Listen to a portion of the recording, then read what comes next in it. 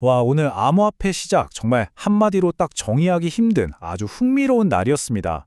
겉으로 보기엔 훈풍이 부는 것 같았는데 그 속을 들여다보면 비트코인이 거대한 저항의 벽에 부딪히면서 굉장히 복잡한 신호대를 보겠거든요. 과연 시장은 우리에게 어떤 이야기를 들려주고 있었을까요? 자, 그럼 바로 핵심으로 들어가 보죠. 지금 모두가 가장 궁금해하는 질문, 바로 이겁니다. 비트코인의 최근 움직임을 보면요, 정말 중대한 갈림길에 서 있어요. 과연 사상 최고가를 향해 시원하게 뚫고 나갈까요? 아니면 이번에도 저항에 막혀서 한 발 물러서게 될까요? 우선 숲을 먼저 봐야겠죠? 오늘 시장의 전반적인 분위기가 어땠는지 큰 그림부터 한번 짚어보겠습니다. 일단 시장 전체 분위기는요, 나쁘지 않았습니다. 여기 보시는 CMC 20 지수가 1% 넘게 올랐거든요. 이게 뭐냐면 시장의 큰 형님격인 상위 20개 코인의 움직임을 보여주는 건데, 투자자들이 그래도 위험 자산에 한번 베팅해볼까 하는 마음이 살짝 있었다는 거죠. 이런 긍정적인 분위기에는 다 이유가 있었습니다. 중동에서 휴전할 수도 있다는 기대감도 있었고, 달러 가치도 좀 떨어지고, 미국 국채금리까지 내려가면서 그러니까 투자하기에 꽤 괜찮은 바람이 불어준 셈이죠. 그런데 말이죠. 이렇게 겉으로 보이는 좋은 환경과는 달리 암호화폐 시장 그 안을 들여다보면 이야기가 완전 달라집니다.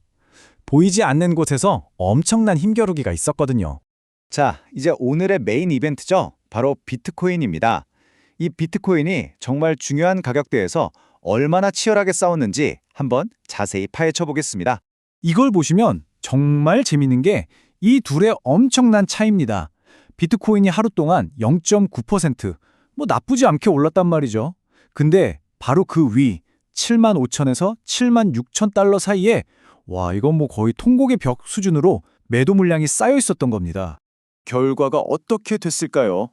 장중의 변동성이 엄청났습니다. 75,000달러를 툭 하고 건드렸다가 바로 미끄러지고 또 올라갔다가 밀려나고 이걸 몇 번이나 반복했어요. 결국엔 못 버티겠다 하고 주저앉힌 거죠. 매수세와 매도세의 줄다리기에서 매도세가 이긴 겁니다.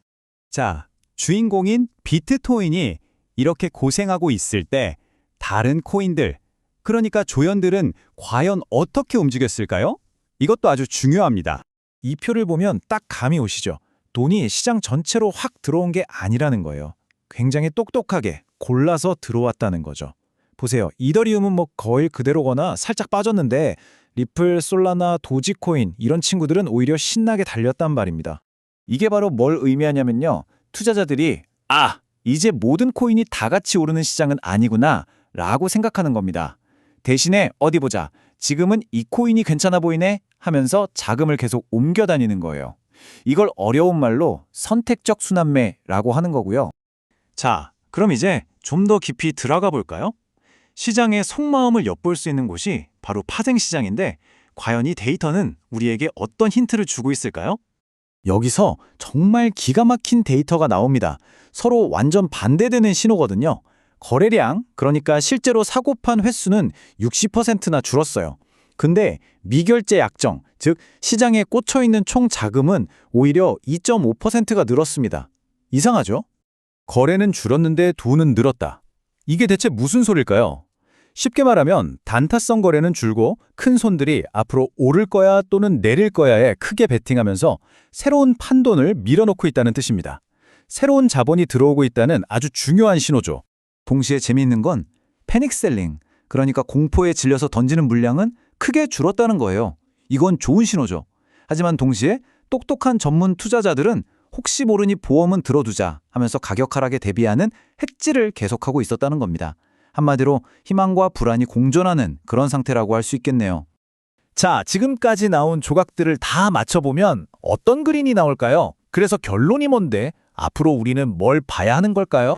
전문가들이 하나같이 지적하는 게 있습니다. 바로 현물 수요. 그러니까 일반 투자자들이 실제로 비트코인을 사들이는 힘이 점점 약해지고 있다는 거예요. 시장을 위로 밀어올릴 진짜 힘이 좀 빠지고 있다는 거죠. 그리고 이게 바로 핵심적인 경고입니다. 만약에 이번에도 저 거대한 매도벽을 뚫지 못하면 어떻게 될까?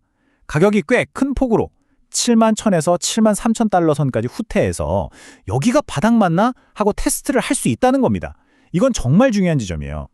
결국 모든 이야기는 이 하나의 질문으로 모아집니다. 저 거대한 매도의 벽. 과연 이번에는 뚫릴까요? 지금 시장의 모든 참여자들이 이 질문에 대한 답을 찾으려고 숨죽여 지켜보고 있습니다.